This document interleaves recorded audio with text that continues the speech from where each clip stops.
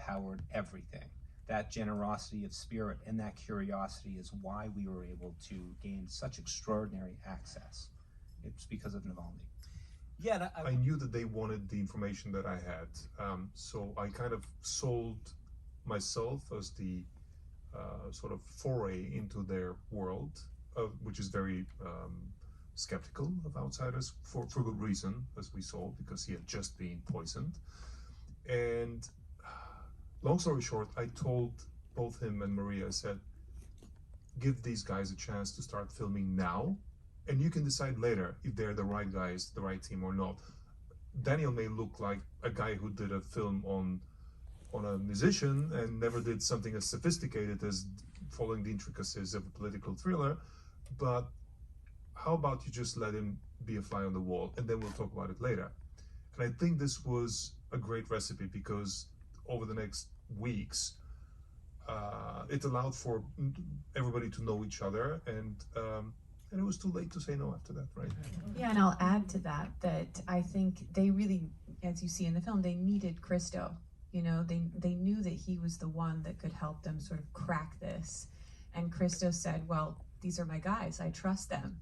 You know, he vouched for us. And so when we went into the Black Forest to have this initial conversation with Maria and Alexei, we were just like, listen, you know, let's just try this. We had camera equipment with us.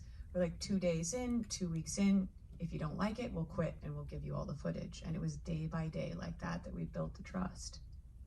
And crucially, it was like, we told them, if we miss this moment, then this film will never happen, whether with these guys or not. So let's capture the moment. And they understood that, right? One of the things, First time, what I sort of explained to him is, in terms of the difference between a YouTube video and what we were anticipating, are twofold. First and foremost, what we were trying to do is on a time delay. So it doesn't come out in a week or a month, it comes out in a year. Perhaps in a year when you're languishing in a prison somewhere and you would need some sort of thing to anchor your plight to. Well, this could be something that you can have events all around the world in your name to keep you in the global consciousness. The time delay was the first thing.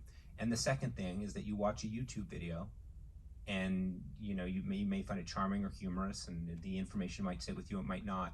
But I told him, if we do this right, when people watch this movie, they won't forget it, and they won't forget you, and they won't forget the anxiety and the feeling of what it was to watch the film, the emotional response. And I think that part was a little bit too artsy-fartsy for him. But ultimately, he got a sense of what we were trying to achieve, and we started filming. Well, there was a third thing you told him, and I think that was even more important than the first two, which was that if he makes the film about himself, it will be a biased film. And you said, I have to make the film about you, and you have to give me final cut on everything I want to have in this film, and there'll be uncomfortable questions, and that's fine. And I think he got that ultimately, right? That's a difficult discussion. When you sit in front of a potential subject, from my point of view, I'm trying to get this guy to let me in. That's my objective. And he has to protect himself. So this guy comes in from the cold, the three of us, and I'm asking him for editorial control. He doesn't give up editorial control. And I explained to him. And that conversation came up on that first meeting. Yeah. On the very first meeting, they called it veto power. They didn't really know what final cut was, but they kept using the term veto power. and what I said, I tried to take a line that was collaborative but strong, and I told them in that meeting that there is, it's our prerogative to make sure you guys are happy with this film. We want you to support it. But there's the conductor of a symphony and the captain of a ship and the director of the film, and I'm the director of the film. And you can hire someone to make your movie, but that's not what I have on offer. What I'm offering you is that I will kill myself to make the best possible movie. And I think Navalny was charmed by that speech, and he bought in. And Maria, who you remember from the film, was like, fuck this guy. But we started filming the next day, and you know, the rest is history. Well, we don't see the kinetic outcome of a regime falling, but it changed the understanding of, I would say, 60% of Russians who were previously skeptical that their government is really as evil as Navalny is saying, as the New York Times is saying. It changed their perception. It didn't make them braver. I mean, it briefly did, but it made them more aware of the of the evilness, of the monstrosity of their regime. And I think that's a major change. That's Yeah. a great leap, and courage comes later. Yeah. No, it's a great answer, because the story's not over, right? I'm curious My about. notes. First and foremost, Alexei Navalny is in solitary confinement, as I mentioned, and it's important that we know why he's there. He's specifically there, plucked out of the general prison population and placed in a solitary confinement cell because he is the loudest anti-war voice in Russia.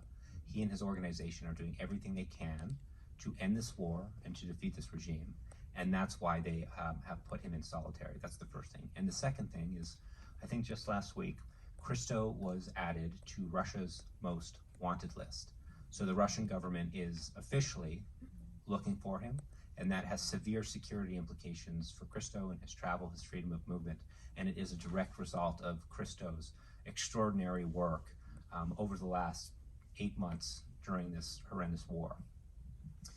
Well, I wanted to end by asking about the war, but I do just want to note, Christo, that is, weighty responsibility you've taken on. I was always shocked what you guys convey in the film about Navalny's sense of humor in the face of his own circumstances. The last communication I had with him was shortly before he went back, and I was texting him some questions and kind of asking around, why are you going back? And I'd been spied on by some private intelligence people, Black Cube, who was in the news, and he just joked, he said, Ben, my advice to you is just to think about yourself. Just watch out for Black Cube. I'll be fine. But that was his, it was insane. I have no risk compared to him, right? I mean, is that, did you, I guess in the to wrap this up, in the context of what's happened since this came out, multiple sentences put on Navalny, solitary confinement, and then the war in Ukraine, which the movie kind of eerily foreshadows, because anybody who would be willing to do this, it doesn't care about international opinion or human life. Has it changed is the war in Ukraine changed how you all think about this film and its message? Does it look different given how much this has all become front and center in everybody's life around the planet, given the consequences of the war? Well, I mean, it has two edges, this sword. On one hand, it kind of has a "we told you so" component, because that's what we were warning about. On the other hand, the monstrosity of the war and the scale of the human losses in Ukraine make it more difficult for us to highlight just the one-man drama that this one is. So it takes more effort to explain the interplay between this and that. But we have to do that because there is clear, as you see, clear interplay. I mean, the reason why things like this were allowed to happen by the cumulative West is the reason why Putin thought he could get away with war. And to that, I would say that there's this moment in the movie when Navalny and Christo meet for the first time, and Christo is briefing Navalny, and Navalny has this observation. He says, wow, he solves his problems with murder. That's how Vladimir Putin solves his problems, with murder. And that is this foreshadowing moment that we now know as this egregious, horrible, bizarre war. He is solving his problems with murder. And just to add to the sentencing, just for clarification, because at the end it says facing 20, he's now been sentenced to about 13 and a half years, and he's facing, I think, almost another 15 years coming up for starting an extremist organization. Yeah. Well, I saw Leonid Volkov in Europe recently, and his comment to me was, one man is going to die before the other. Either Vladimir Putin's going to die and Alexei's going to get out of prison, or that's the reality. But look, it's an extraordinary piece of work. It's an extraordinary film in its own right, and it's an extraordinary contribution to the kind of impossibly high stakes political realities that we live in. So congratulations to you, Dan, and Odessa, and Christo, for your work. We really appreciate it. Thank you all. So much for being here. Thank you all.